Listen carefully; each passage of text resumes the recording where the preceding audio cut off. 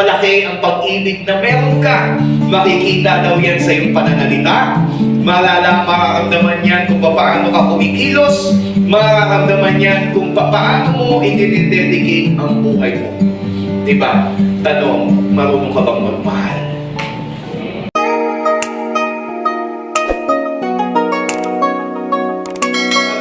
Pwede mo palakpakan po natin ang Panginoon yung pinakamalakpakan. Bakit sa isang Diyos na buhay? Amen, amen. At buhay na buhay po ang bawat isa sa oras na ito.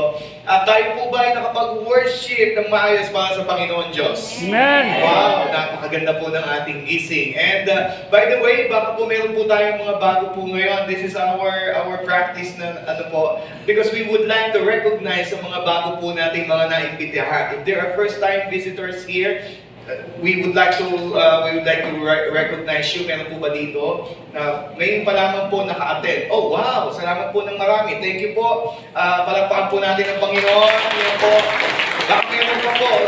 May mga lalapit po sa inyo to give you something. At alam ko po pag hindi pa nag-aalmusal, pwede pa po mag-almusal. Mamaya po.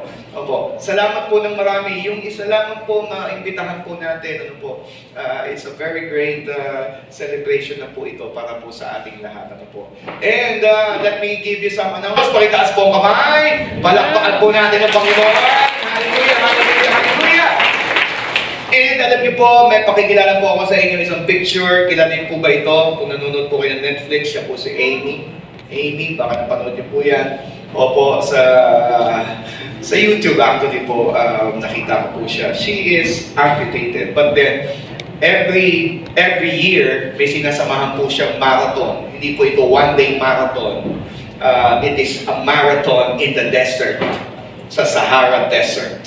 Opo. At alam niyo po na-entice po ako sa kanya pong ginagawa. Bakit po? Siya po ay putol ang kanyang paa. But she will be joining the marathon, hindi sa lupa, hindi sa semento, hindi sa track and field, kundi sa disyerto. Hirap naman. And pakita ko lang po sa inyo po itong video na ito. Let's play the video please. Of Amy. Wow. Si Amy. Yan po si Amy. Ano po. And what can we see na makikita po natin dyan, ano po, yung kanya pong kondisyon. Yung daw pong marathon na yun, sa Sahara Desert, it is combination of 6 marathons. Pwede mo tatapusin mo yun para ka nag-marathon ng 6 na beses at para sa competition na ito. What kind of attitude is that? What kind of attitude is that? Na ikaw ay, alam mo, delikado, tapos ikaw ay may kapansanan, pero inilalaban mo pa rin. Alam niyo po, for me, meron silang dahilan kung bakit po nila ito gagawin. Ano po? At hindi ko natatanungin kung kaya mo ba itong gawin. Yun nga lang, gaano kalaki ang pag-ibig mo para gumawa ka ng isang bagay. Alam niyo po, si Pablo, ganun sa Bible, you can see by the way he speaks how he felt the love of God. By the way he treats people, by the way he boasts about the goodness of God, makikita mo kung gaano kalaki ang pagmamahal ng Diyos sa Kanya at kung gaano kalaki rin ang pagmamahal niya sa Panginoon Diyos. Nasusundan po ba natin? Because right in a foreign land, he will be sharing the good news so boldly that when he speaks to other people, you can sense something that is so great in his life. Basahin ko nga po sa inyo ito pong Acts chapter 17 verse 22. Actually, this is from hanggang 34. Isa-isahin po natin ito. At makita natin ano ba ang meron si Pablo na pwede ko rin gayahin. And verse 22, Then Paul stood in the midst of the Areopagus and said, Men of Athens, nasa Athens, Greece siya, ano po? I perceive that in all things you are very religious, for as I was passing through and considering the objects of your worship, I even found an altar with this inscription, to the unknown God. Therefore, the one whom you worship without knowing him I proclaim to you, God who made the world and everything in it, since He is Lord of heaven and earth, does not dwell in temples made with hands, nor He is worshipped with men's hands as though He needed anything, since He gives to all life, breath, and all things.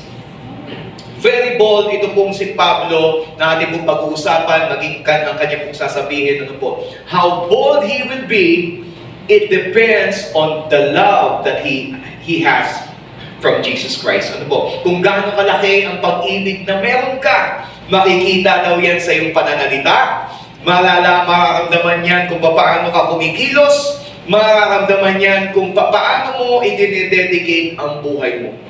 Diba? Tanong, marunong ka bang magmahal? O, nandyan pa ba ang pagmamahal? Baka hindi na. O baka naghahanap ka ngayon ng pagmamahal. And the title of the message, medyo suliin po muna natin.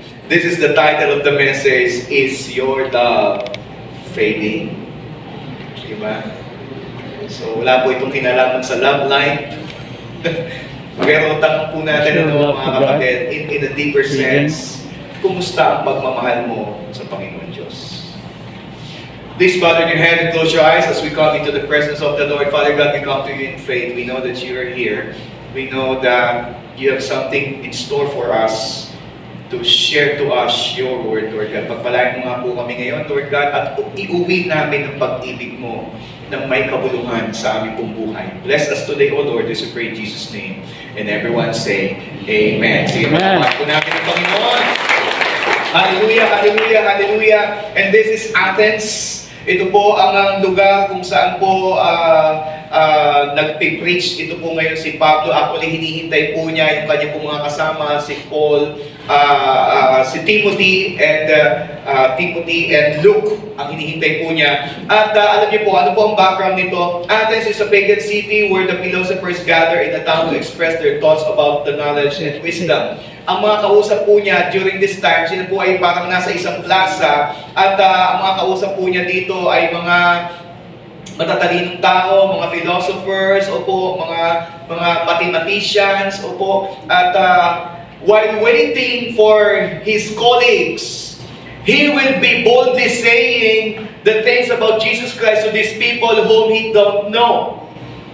Di po ba? At katatapos lamang po ng mga pangyayari sa kanya pong dating pinuntahan, ano po, na in Philippians, in Thessalonians, kung saan nagkaroon, pinagkaguluhan po siya, hindi para sa autograph, pinagkaguluhan po siya para patayin. Hindi, not once, but twice. Opo, 2 beses po siya pinagkaguluhan para nga po patayin at siya nga po ay nakulong pa. Opo, biruin mo nga naman, ano po, dahil lang sa pag-share ng salita ng Diyos, ito po nangyari sa kanya. At ngayon, nandito naman siya sa Athens. Pwede na niyang puntahan na lang sa Athens ang mga magagandang lugar. Sabi niya, teka, ginulpi na nga ako sa ibang lugar eh. Di ba? Dito na lang, magmumoling na lang ako. Titingin na lang ako ng mga magagandang singsing dito. Pwede gano'n, tama po ba? Pero hindi. Instead of staying at home, instead of relaxing, di ba? Instead of preparing for something, he will be sharing the gospel still. Malupit, ano po ba? At papaano pa niya ito dinideliver, dito mo rin mapapansin ang kanyang pag-ibig. Why? Because when Paul speaks, he speaks like a master communicator. A master communicator. Magaling siyang magsalita. Hindi po ba? Sa pananalita pa lamang, makikita mo ang lalim ng pag-ibig na meron siya. Why? Because Paul started with affirmation. Yung mga kausap niya, bagamat hindi po niya kilala, kinakausap niya ito, ina-affirm muna niya para at least makasimula po siya ng maganda. Sabi po dito in Acts chapter 17 verse 22, Then Paul stood in the midst of the Areopagus and said, Men of Athens, I perceive that you are very religious. Di ba? Sinimulan po niya kagad ng ganon para po maganda ang pasok. Tama po ba? Magaling ka bang magsalita? Magaling ka bang mag-communicate? Diba? And what else? He bridged his subject to the familiar. At pinasok agad niya yung puso ng mga tao, ng isip. Sabi po dito, therefore, the one whom you worship without knowing Him I proclaim to you, God who made the world and everything in it, since He is Lord of heaven, He is heaven and earth. The one who worship without knowing Him, I proclaim to you, God who made the world and everything in it. Okay? Since He is Lord of heaven and earth, does not dwell in temples made with hands. And what else? He enlarged their vision of God. He used inclusive languages. Ganito po siyang makipag-usap. Isang taong punong-puno ng pag-ibig, pero maingat sa pananalita. Amen po ba yun? Because what He has is something so important that everyone needs. Kapatid, kapag ikaw ay magsasalita, lalo pat gusto mo yung kausap mo ay maramdaman niya ang pag-ibig, ayusin mo yung pananalita. Tama po ba yun? Ayusin mo po yan. Sabi po dito in Acts chapter 17 verse 26, He has made from one blood every nation of men to dwell on all the face of the earth, and has determined their pre-appointed times and the boundaries of their dwellings. So pinakikita po niya dito yung lawak ng kanyang kaalaman tungkol sa Panginoon Diyos. So as master communicator, He gave them encouragement and hope. Nasusundan po ba natin? May papakita mo daw yung tunay mong pag-ibig sa mga taong kausap mo o ang pag-ibig ng Panginoong Diyos kapag ang pananalita mo, nagbibigay ka daw ng encouragement and hope. And what else? In Acts chapter 17 verse 27, so that they should seek the Lord in the hope that they might grow for Him and find Him, though He is not far from each one of us.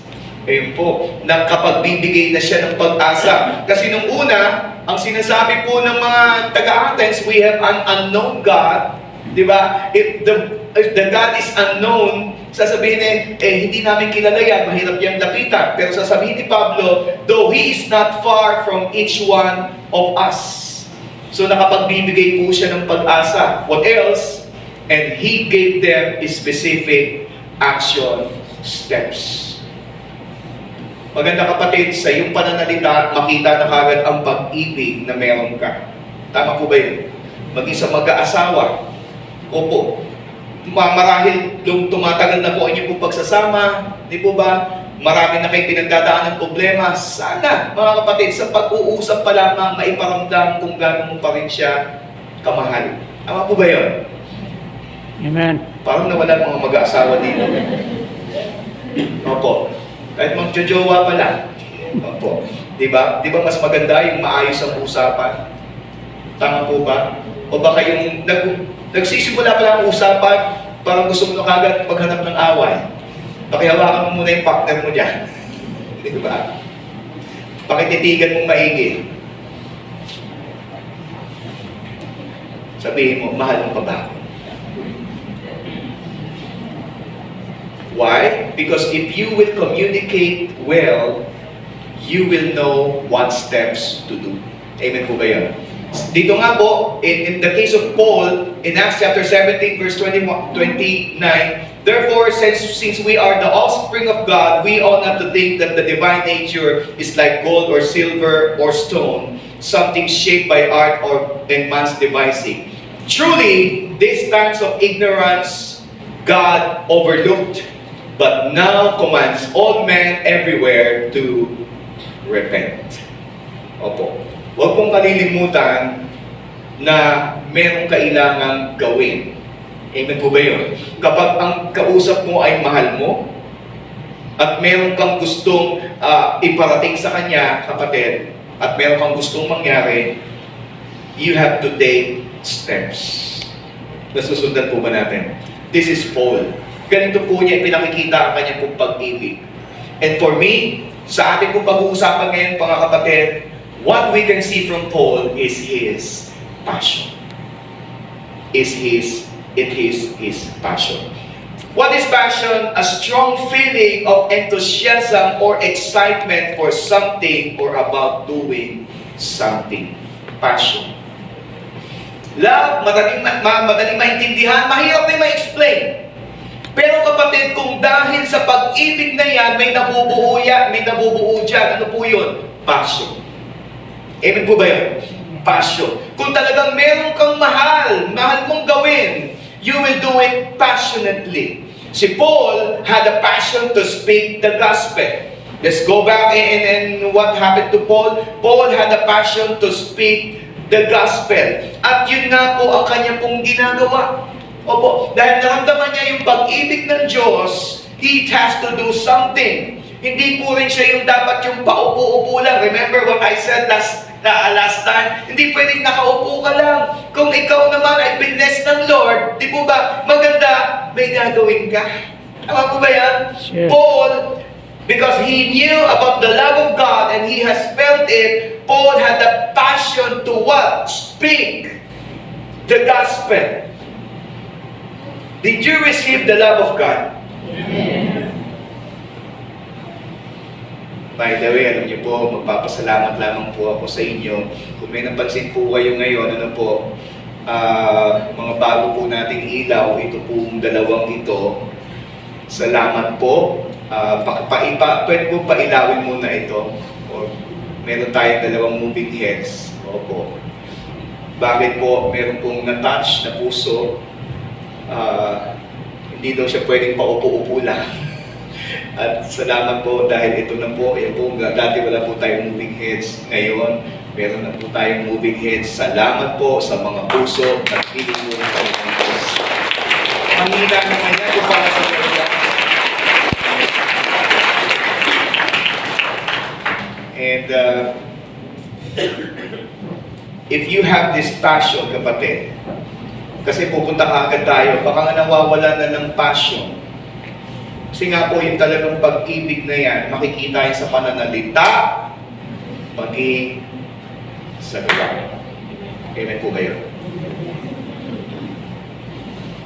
Sabi ko pa lang sa pananalita at sa gawa. Amen.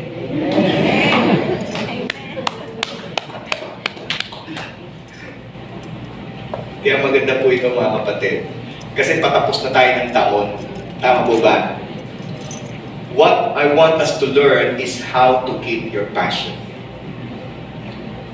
How to keep your passion. Unang-una kapatid, minsan baka sabihin na sa simula pa lang napaka-excited po natin ibahagi ang pag-ibig ng Diyos. Pero talagang down to the times, maiiba ang iyong focus. Tama po ba yun?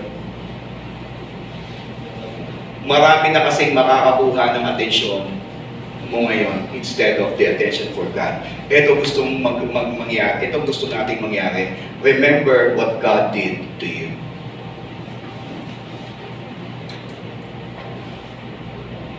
Minahal tayo ng Panginoon Diyos. Alam mo kapatid, hindi ganun kadali ang ginawa ng Panginoon Diyos para iparamdam ang pagmamahal niya sa atin. Tama po ba yun? Remember, what God did to you is something that you does not have to just sit around. Amen po ba yun? Kung tayo'y nakaranas ng pag-ibig ng Diyos, ginawan ka ng maganda ng Panginoon Diyos, maganda ay pinagmamalaki mo yan. Amen po ba yun? Remember, there are 7.5 billion people here on the planet Earth. 118 million births this year and 50 million deaths this year. Sino po ang gagamitin ng Diyos para iparating ang kanyang salvation? Who will be used to bring salvation to earth? Amen po ba yun? Kung si Pablo lang yon, kapatid, at binabasa mo lang ito, at wala po tayong gagawin, nakakalungkot naman. Tama po ba yun? Sino po dito ang may mga kamag-anak na hindi pa po nailalapit sa Panginoon Diyos?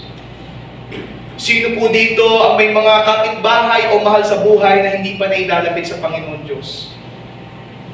Sana kapatid, ikaw yung hindi ka papayag na dinidedma na lang nila ang faith na meron ka. Amen po ba yun? Yung kakalimutan na lang. Di po ba? Why? Because even in the times of Paul, he also experienced persecution. He also experienced neglection. He also experienced suffering because of the Word of God. But then He did not stop. Hindi pa rin po siya humihinto na ibahagi po ang pag-ibig ng Diyos. By the way, salamat po sa mga kabataan na hanggang ngayon namimigay pa rin po sila ng tracts. Bakit po? Yung mga maliliit na hakbang na yan, kapatid, hindi mo alam pagdating ng panahon, ang mga taong nakatanggap niyan ay makakakilala sa Panginoon Diyos. Amen po ba yun? Hindi po yan nasasayang. Bakit po? Even me, ako po ay nakatanggap rin ng trust. At kung hindi ako nakatanggap ng trust na Jesus died to give you life, wala pong Pastor Alan na nag-i-speak po ngayon dito. Amen po ba yun? Kaya nga po, ini-spearhead po natin yan. Bakit po? Hinihintay po natin na mas marami pang makakilala at magiging mga preacher din po na kagaya po ng inyong lingkod. Who knows? Baka po anak mo na ang susunod. Amen po ba yun? Palakpakan nga po muna natin yung Panginoon.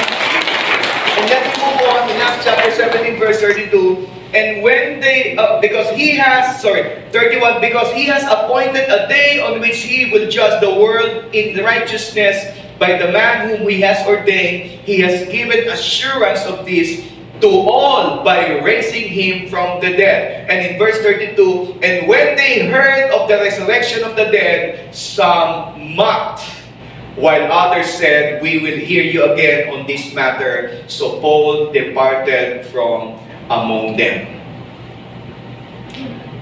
Malungkot. Di ba? Yung kasiglahan ng kanyang ginagawa, yung kasiglahan ng pagpapahayag ng pag-ibig ng Diyos, what had happened, sinulat din po sa Bible, sabi dito, some mocked.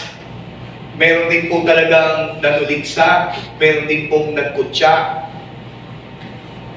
And according to history, wala pong naitayo si Pablo na simbahan sa Athens. Alam niyo po ba yun? Wala po siyang naitayong simbahan sa Athens.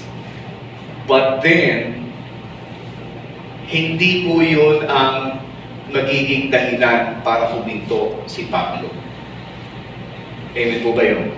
Hindi po yun ang naging dahilan. As for me, kasi kung babasahin niyo po yung mga verses po doon, makikita po natin nagpapatuloy po si Pablo. And as for me, what's the lesson I got from this? See the vision as something to be achieved. Minsan, nakapanglalata kapag meron ng mga rejection sa buhay mo. Tama ba yun? Minsan, nakapanglulunos kapag yung mga plano mo hindi nangyayari. Tama po ba yun? Ano pong ginagawa natin? Most of the people will just step back. Most of the people will just stop. Most of the people will fail in their love. Nakakalungkot, kapatid. Alam mo, imbes na ikaw ay umatras, mas maganda pa kaya, mas gandahan mo pa ang vision mo. Tama ba yun? Mas sikapin mo pa na abutin mo ang mga pangarap mo. Bakit po? Buhay naman ang Panginoon Diyos. Alam niya kapag para sa Diyos ang ginagawa mo. Amen po ba doon? Amen. Sige nga, palapakan po natin ang Panginoon. And the church, even though there are many things that had happened in the church, nagpapatuloy pa rin po ang ating pong simbahan. Bakit po? Meron tayong adhikain. Hindi lamang magmahal sa Diyos, kundi magmahal sa bayan. Amen po ba doon? May pakikita po ako sa inyong picture. Ito po ay isang community sa Israel. They call this, alam niyo po sa Israel, ang mga barangay, ang tawag po nila doon ay kibbutz. And what is a kibbutz? Kibbutz is a communal settlement in Israel, typically a farm. Ibig sabihin, ito pong mga lugar na ito, dati daw po ay mga farm lots po yan. Mga farm lang po. Hindi po siya ganun kaganda before, but they are farmers. Ibig sabihin, ang mga tao po dito ay hindi po nakapag-aral, and they call it the old-time kibbutz. Opo. And saan po ito papunta, mga kapatid? Hindi po sila nakapag-aral at nangarap sila na yumaman. Nangarap sila na magkaroon ng magandang kinabukasan ng kanila pong mga anak. So what they did in Israel ay nagdesisyon po sila, lahat tayo hindi na mag-aaral at lahat tayo magsasaka na lang. Paano tayo makakarating sa tagumpay? Pipili tayo ng isang estudyanteng kabataan at yon ang ipadadala natin sa magandang paaralan. ibibigay natin lahat ng kanyang pangangailangan. Yung gusto niyang kurso, yung gusto niyang paaralan, ibibigay natin. Lahat tayo, hindi na tayo mag-aaral, magsasaka na lang tayo, pero ang perang kikitain natin, ibibigay natin lahat sa kanya para siya ay makatapos. May vision sila eh. So ito pong estudyanteng ito, nakapag-aral, nakatapos, nagkaroon ng magandang trabaho, isa lamang ang bilin ng mga farmers, sabi niya, anak, pag ikaw ay umasenso, huwag mong kalimutan, balikan ang kibbutz. So what happened next? After that guy graduated, pinalikan niya ang kanyang barangay, nagsimula po siya tumulong. At sa kanya pong pagtulong, may inisponsoran po siya 2 estudyante para sila naman ang makapag-aral. At ganun din, yung dapat na kurso para sa kanya, the course of his choice and the school of their choice, tutulungan na naman nilang mag-aral. Bakit? Para balikan na naman ang kanilang kibbutz. And the cycle went on until the barangay, the kibbutz grew. What is the point, mga kapatid? Kung tayo itong lahat ay merong mga ganyang pangarap, pwede mong isakripisyo ang lahat. Basta siguraduhin mo ang mga kabataan marunong tumanaw sa kanilang pinanggalingan. Nasusundan po ba natin mga magulang? At gusto ko lamang pong i-share po sa inyo, ito po ang puso ng ating foundation. Ang simbahan po natin, meron pong WayJ Foundation. Ako po ang naging spearhead nito, and this is the heart of our foundation. Pakita po natin ang heart ng foundation po natin. Meron po tayong scholarship, educational foundation. The heart, what is the heart? Is to invest to our young generation for a brighter nation. Kung nag-i-invest po tayo, nilaunch po natin ito ngayon para po pagdating ng next year, we can be sending students to the course of their choice, to the school of their choice, para po ang mga gagraduate dito magmamahal po sa foundation at sa bansang Pilipinas. Para po pagdating ng panahon, mga kapatid, ang mga Pilipino ang tiyak na aasenso.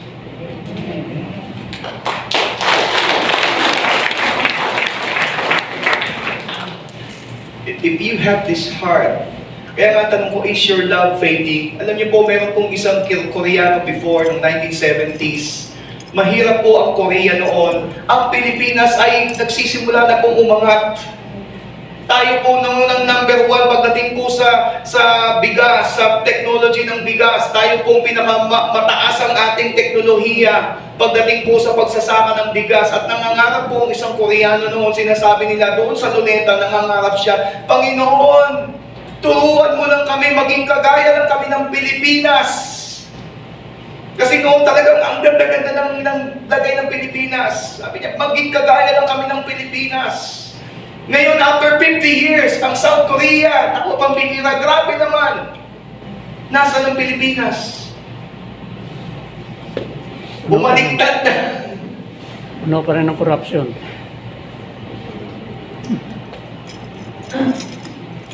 Sino ang magmamahal? Alam niyo mga kapatid, meron na po akong babagiti sa inyo, maganda atin-atin na lang to. May nakausap po ako, Koreano rin. Sinabi niya, alam niyo ang problema niyo hindi korupsyon. Ang problema niyo, konti ang nagmamahal sa Pilipinas.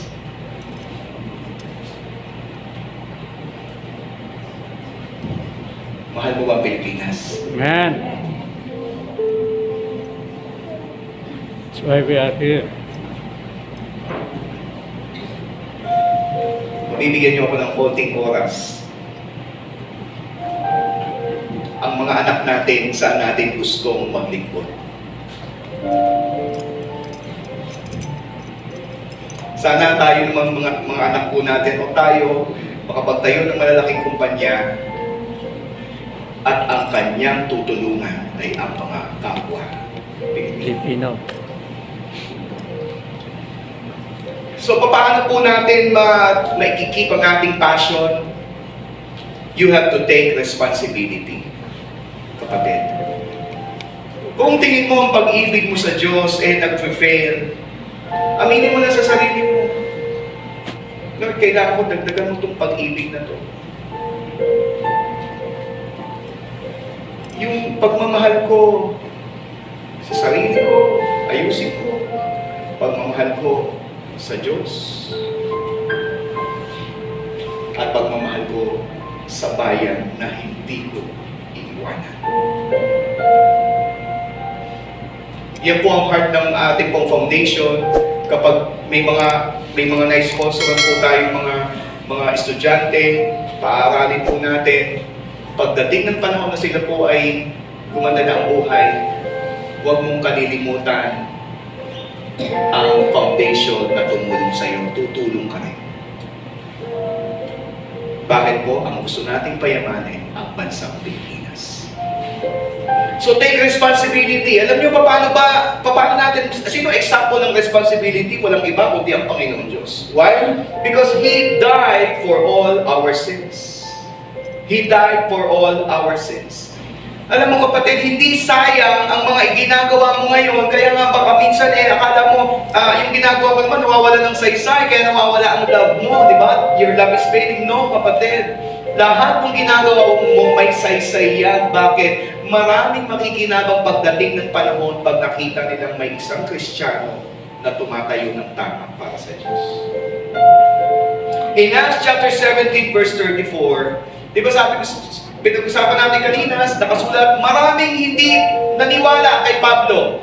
Meron lamang pong isa. However, some men joined him and believed, meron pong ilan. Among them, Dionysius the Areopagite, a woman named Damaris, and others with them. Iilan lang, pero sinabi ko po sa inyo, hindi nakapagtayo ng simbahan si Pablo. Sino po si Dionysius? Pakikilala ko po sa inyo. Si Dionysius ay isa pong matalinong tao doon po sa Athens na siya pong naniwala kay Pablo. Paul's passion became a way to bring Dionysius to the Lord. Nailapit ni Pablo si Dionysius sa Diyos. Bakit po? Ang pong dahilan, ako po yung nakimarites din. Nakimarites. Binasa ko po ang history ni Dionysius. Sino po si Dionysius? Paul told Dionysius that when Jesus died, all the daylight went away and darkness covered the whole world. This made him think right away of a strange thing he had seen and written down in Egypt a few years earlier. Binanggit po niya na yung kinakwento ni Pablo na minsan sa Israel may ipinako sa krus, naalala niya, nung dumilim daw doon sa Israel, nandun siya sa Egypt, dumilim din. And right there, he was writing about that phenomenon. Biruin nyo. At pagkatapos, in AD 54, Dionysius decided to get baptized because he was sure that Paul was telling the truth and that what he thought was the true faith. Wow. Sige po, palapan niyo ang Panginoon Diyos. Paul just did his love for God. Sinabi lang niya, di mo ba, Dionysius loved Christ and his revolutionary message so much that he eventually left his family and his job as judge to devote himself fully to God. Wow! Siya pa pala isang judge. Pero mo, judgmental. Na-convert sa Christianity. Ano po? What is my point? Because of Paul's passion. Sabi ko sa inyo, hindi nakapagtayo si Pablo ng simbahan. Ngayon, sa Athens, nakatayo ang Basilica de St. Dionysius. May nakatayo po dyan in honor of St. Dionysius na siya pong nagpatuloy ng pagpapahayag ng pag-ibig ng Diyos. At hindi lamang po isa. Ito po ay isang Catholic Church. Just across the street, may isa rin pong born-again church. para kay Saint Dionysius. It is an Orthodox church. Orthodox. Ibig sabihin mga kapatid, doon sa lugar ng Athens, hindi nasayang ang ginawa ni Pablo.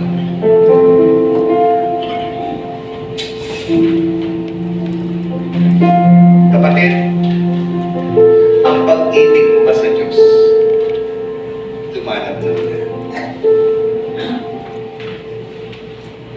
Alam mo kapatid, ang Panginoon Diyos nakikita ang laman ng puso at lahat ng ginawa mo para sa Kanya. Hindi ibig sabihin na kinakalimutan ka niya rin. Ang ibig lang sabihin, magpatuloy kang magtanim dahil may ginagawa ang Diyos sa buhay mo. Can we all please rise up? Hallelujah. Is your love fading?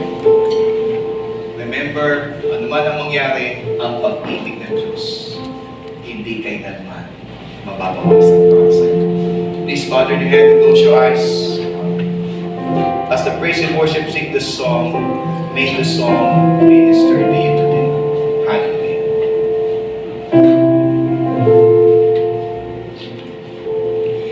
Light your candle to the dark. All creations rejoice, for the God in flesh you are. How far have you come for me to endure all the pain? What kind of love is this? You parted sea so I can walk through. Above the storms we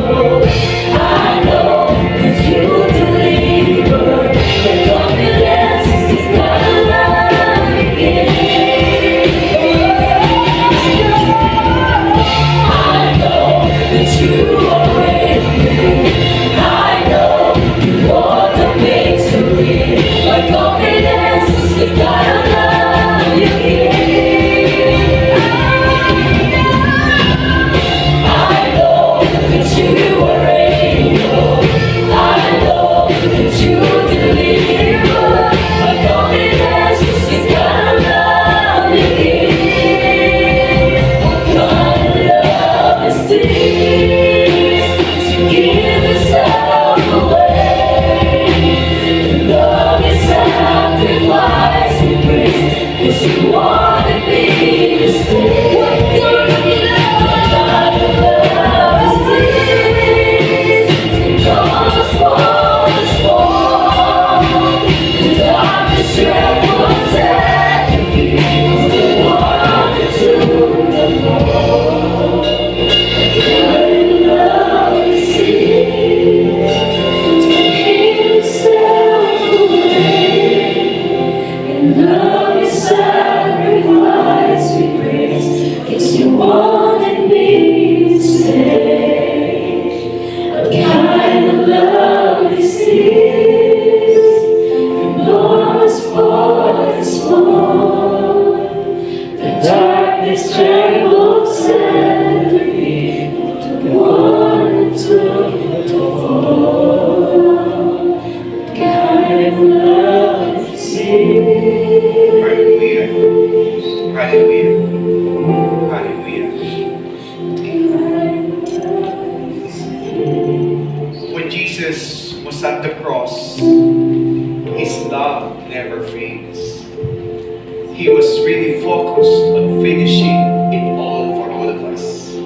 Finishing the task until the end. Ikaw ba yan, kapatid? Hanggang sa dulo, nandiyan ang iyong pag-ibig. Today, we're going to have this communion service. At bago po natin ito gawin, may I invite everyone to please bow down your head and close your eyes. I do not want you to miss this, mga kapatid. Because before we get this communion, we will ask forgiveness from the Lord. Mahirap kung bakit po maraming namamatay, maraming nagkakasakit, because they are taking communion not seriously. Before we take communion, let us first recommit our lives to the Lord. Recommit this love to the Lord. Just be alone with the Lord today. Isipin mo kung gaano kalaki ang pag-ibig ng Panginoon na ibinigay niya sa iyo.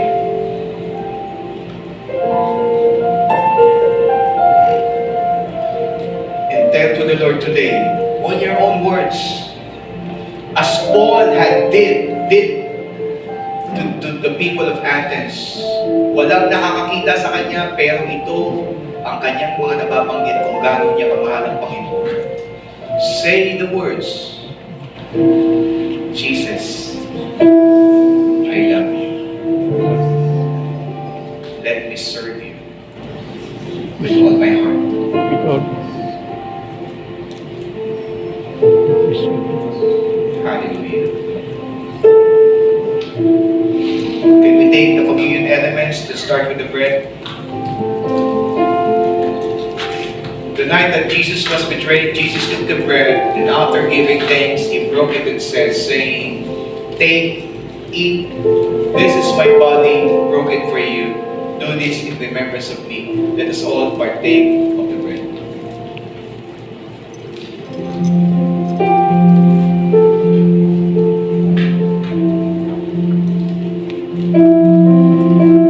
Can we get the drink? After supper, Jesus took the cup, saying, "This is the cup of the new covenant in my blood. Drink this, and as often as you eat this bread and drink this cup, you proclaim the Lord's death until He comes." Let us all partake of the bread. Hallelujah, hallelujah, hallelujah. Father God, we honor you, Lord God, with this communion service, that because of your great love, ikaw na Diyos, nakisalamuha ka sa amin, nakiupo ka sa aming hapag, Panginoon. Though alam namin, Panginoon, napakaganda ng iyong hapagkainan sa langit, pero pinili mo na makapiling kami dahil sa labis mong pag-ibig, Lord God. Turuan mo kami ngayon, Panginoon, how passionate we will be, even in these times of challenges, even in these times of turmoil and poverty. Tulungan mo kami makafocus pa rin sa pagmamahal para sa iyo, Panginoon Diyos. namin na man ang mangyari, ikaw pa rin ang sasagot, ang mananagot sa lahat ng mga nangyayari sa amin, Panginoon. Please help us today, Lord God. At nawa, Panginoon Diyos, sa aming pong ginagawa sa aming pong buhay ngayon, Panginoon, maintindihan namin ang aming purpose sa buhay. Church, can we raise our tithes and offering? Father God, we come to you in faith. We just want to thank you, Lord God, for another message that gave us hope. Not only for us, not only for the church, but even to our country as well. Na yung pag-ibig hindi lamang para sa amin. Pag-ibig, it will radiate even to the country that we live in, Panginoon. Tulungan mo kami ngayon, Panginoon Diyos, na ang aming mga handog na ito, magsimula sa amin, Panginoon, ang pagmamahal sa iyo. Ang katapatan namin, maging tapat kami sa pagbabalik ng aming ikapo. At ganun din, Panginoon, ibigin mo ang aming bansang Pilipinas, Panginoon Diyos, na siyang titirahan ng ating pong mga anak. Salamat po ng marami, Lord God. Please bless this tithes and offering. Please use this for the furtherance of your gospel.